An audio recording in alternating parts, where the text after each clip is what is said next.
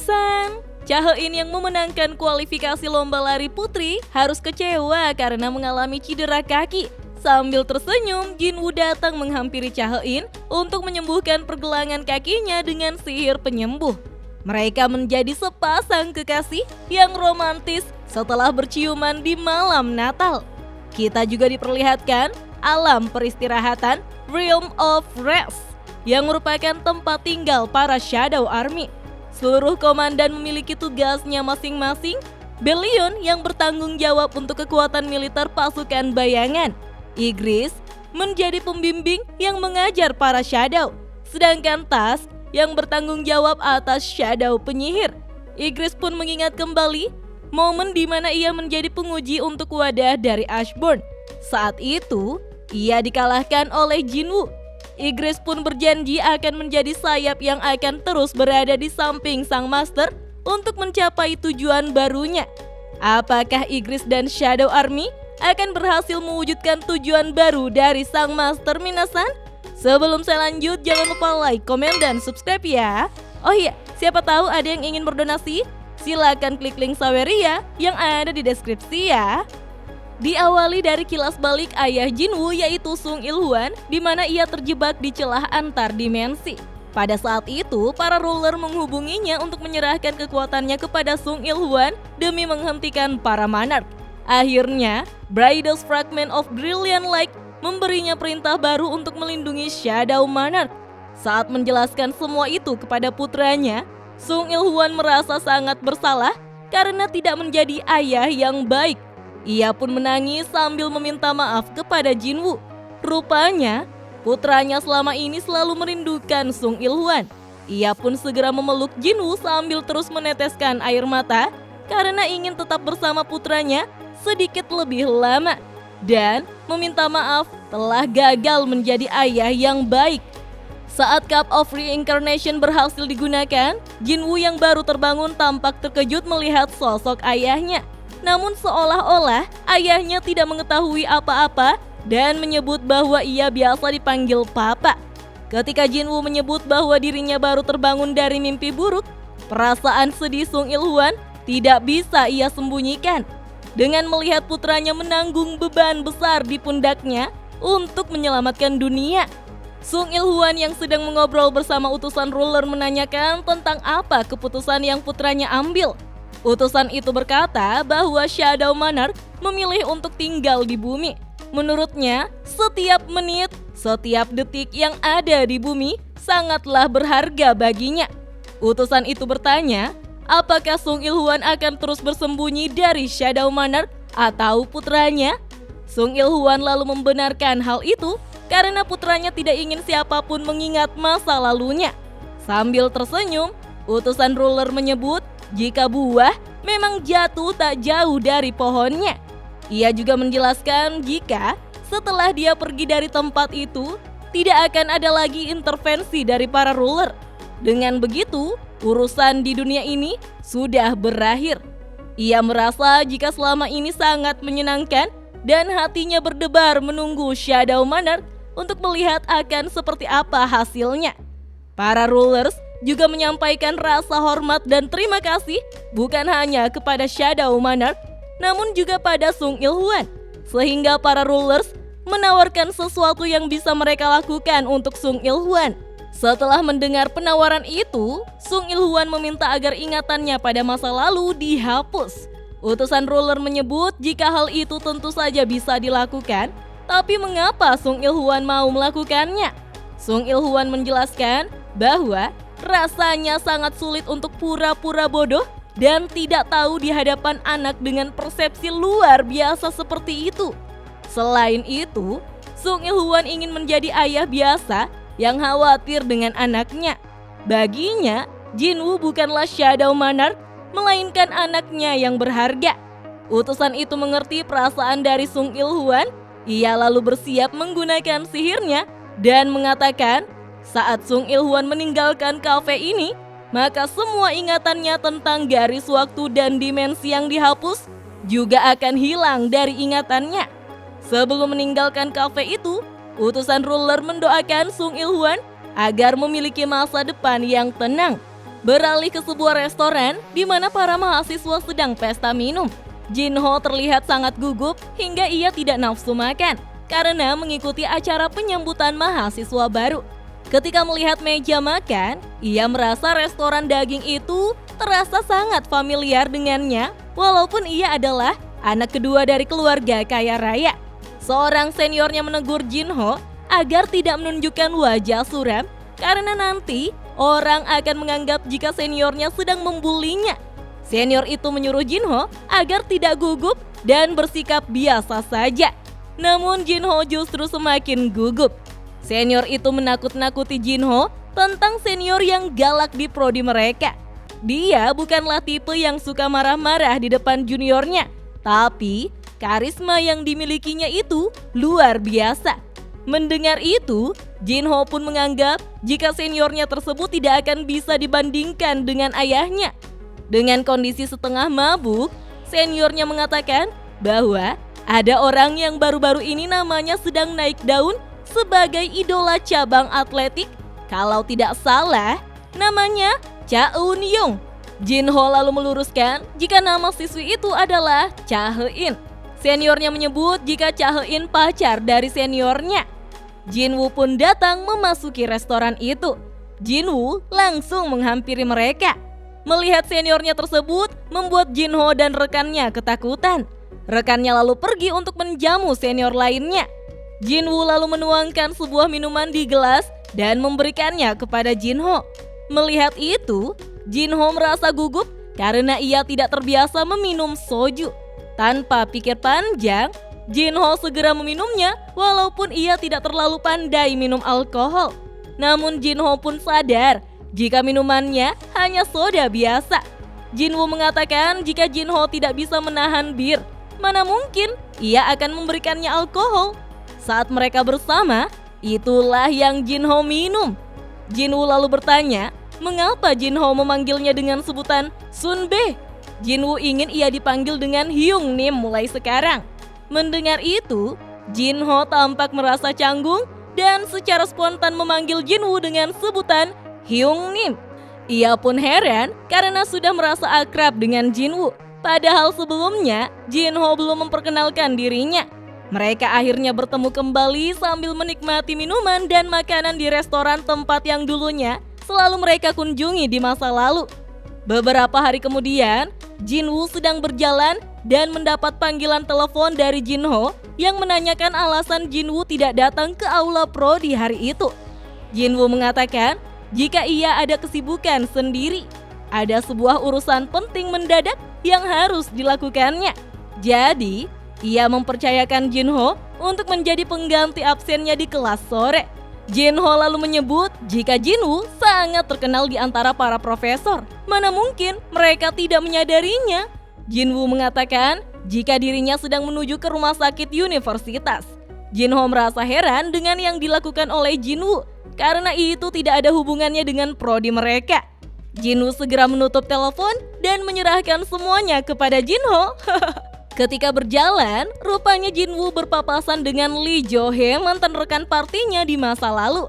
Lee Jo-hee merasa senang karena bisa diterima di universitas di Seoul, tapi ia masih mengkhawatirkan aksen busannya yang masih agak kental. Meskipun begitu, ia sudah berusaha semaksimal mungkin untuk menggunakan bahasa standar. Tapi prodi keperawatan terlalu banyak menggunakan banyak istilah bahasa Inggris. Saat Jinwoo dan Lee Jo-hee berpapasan, Lee Jo-hee secara spontan bertanya apakah sebelumnya mereka pernah bertemu. Sambil tersenyum, Jinwoo berkata bahwa mereka belum pernah bertemu. Wah, Lee Jo-hee cantik banget ya minasan. Beberapa saat kemudian, Lee Jo-hee tampak merasa malu karena tiba-tiba berbicara dengan orang asing. Lee Jo-hee segera berlari meninggalkan Jinwoo karena takut dikira orang yang aneh atau mungkin ingin mengajaknya masuk kultus tertentu. Di sebuah rumah sakit, Go Gun-hee tampak terbaring lemah. Seorang dokter segera memeriksanya. Dokter itu melihat sebuah botol yang di dalamnya terdapat cairan berwarna merah. Dokter itu menanyakan dari mana asalnya. Go Gun-hee menjelaskan bahwa ada seorang pemuda yang baru saja mengunjunginya dan memberikan itu kepadanya. Ia merasa aneh karena penjaga pintu luar yang tidak lengah sedikit pun. Namun pemuda itu bisa meninggalkan botol itu tanpa disadari oleh siapapun. Tetapi apa yang dikatakan oleh pria muda itu yang lebih tidak bisa dipercaya.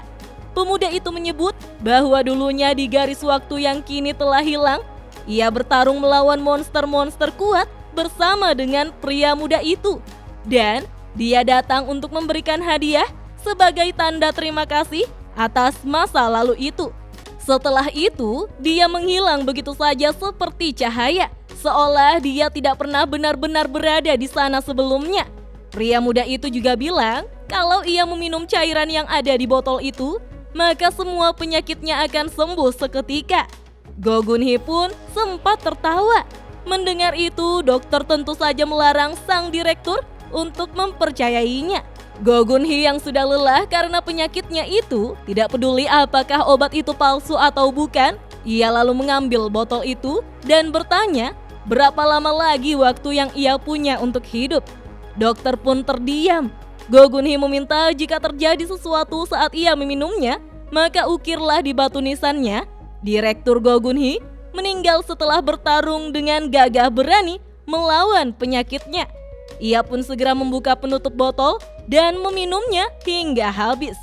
Go Gun-hee pun segera beristirahat, lalu dokter pun keluar. Go Gun-hee yang terbaring menatap langit perlahan-lahan merasakan penyakitnya yang mulai sembuh.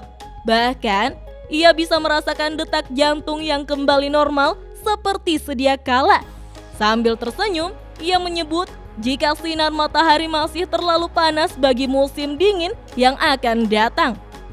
Beralih ke cerita berikutnya, seorang monark bernama Antares terlahir dari kegelapan menjadi monarki yang terkuat. Ia adalah raja yang menguasai semua dragon, makhluk yang menggambarkan kehancuran dan teror. Sebagai tanda penghormatan, semua yang mengenalnya memanggilnya dengan julukan Dragon King. Namun di hari biasa, saat ia mempersiapkan diri untuk menginvasi bumi bersama dengan 10 juta pasukan yang bersembunyi di celah antar dimensi, saat terbangun, Antares berada di dalam tubuh manusia. Ia merasa kecewa dengan tubuh manusia yang rapuh itu, dan tentunya hal itu sangat memalukan.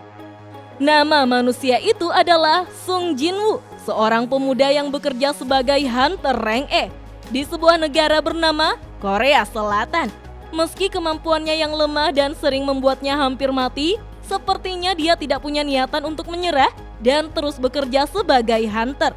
Karena alasannya adalah ibunya yang sakit. Antares menyebut jika kekuatannya bisa menyembuhkan sakit seperti itu dalam sekejap. Ia lalu menerima panggilan telepon yang memintanya untuk segera datang. Jika tidak cepat, maka ia akan terlambat.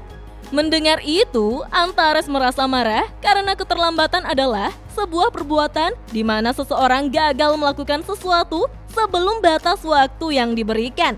Dengan kata lain, wanita itu berani mengatakan inkarnasi dari kekuatan tak terbatas seperti sang Dragon King sebagai orang yang melakukan perbuatan tercela itu. Antares menjadi marah dan tidak bisa menerimanya.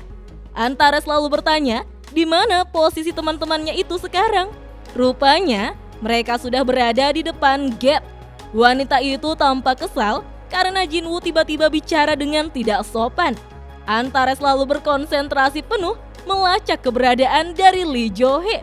Beberapa saat kemudian, Antares sudah berada di belakang rekan partinya itu dengan wajah yang menakutkan. Ia lalu bertanya, apakah ia masih terlambat? Teman yang takut menyebut jika tidak ada yang terlambat sama sekali. Kim Sang-sik lalu menyapa Antares dan menanyakan, apakah dia sudah makan? Antares yang tidak mengenal pria itu mengira bahwa Kim Sang-sik adalah bawahannya. Antares lalu meminta secangkir kopi, namun penjual mengatakan bahwa mereka baru saja kehabisan kopi. Secara spontan, Antares lalu merebut kopi itu lalu meminumnya. Antares tampak sangat puas karena yang kuat akan merampas yang lemah. Itulah jalan hidup para monark. Rekan-rekannya pun mulai merasa ada hal yang aneh dari Jin-woo, sampai membuat mereka merinding. Lee Jo-hee lalu menegur Jin-woo yang terluka dan menanyakan luka di wajahnya. Antares mulai merasa kesal karena manusia ternyata sangatlah berisik.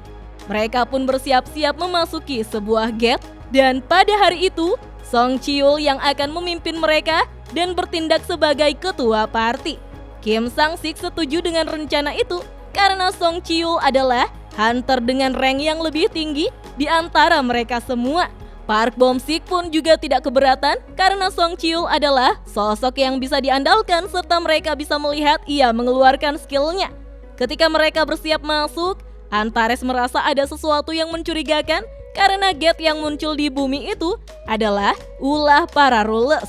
Tapi kenapa ia merasakan energi dari Monarch di dalam gate itu? Ia pun ingin segera memeriksanya.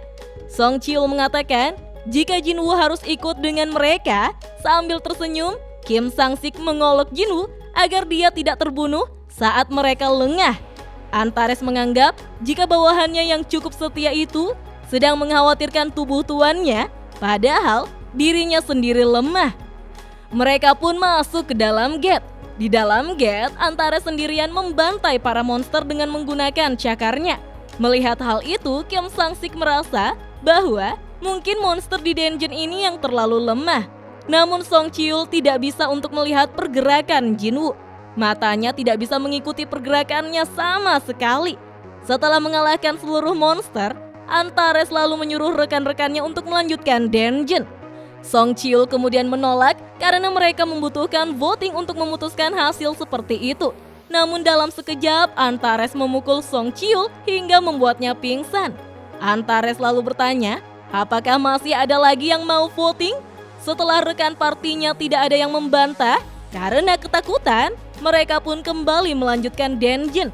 Mereka terus berjalan dengan memakan waktu hampir 40 menit.